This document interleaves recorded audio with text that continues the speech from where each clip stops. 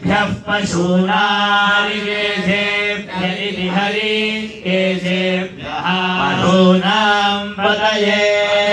नमः नमो नमः सस्मिञ्जराय द्विषीमते द्विषीमत इति द्विषीमते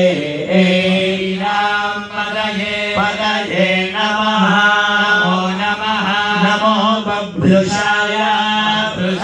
विद्याधिने नानाव्याधिन इति व्याधिने अन्नानां पदये नमः नमो हरिकेशायोपवीतिने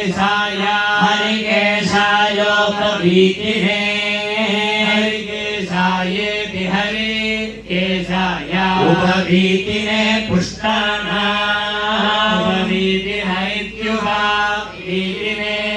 पुष्टानां पदये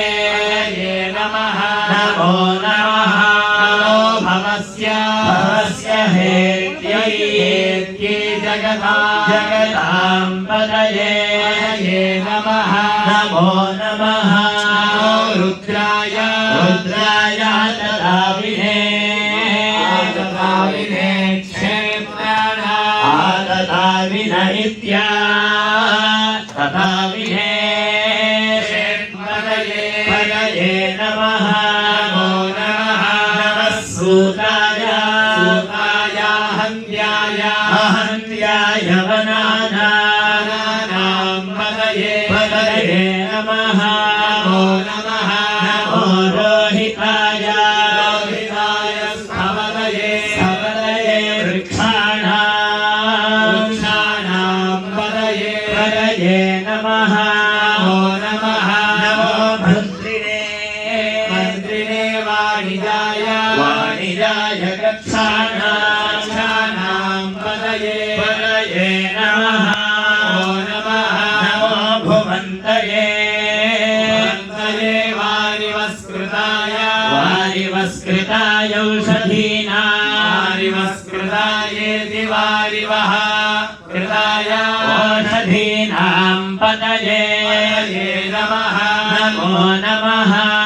उच्चैर्घोषाय क्रन्दयते उच्चैर्घोषायेत्युच्चैः घोषाय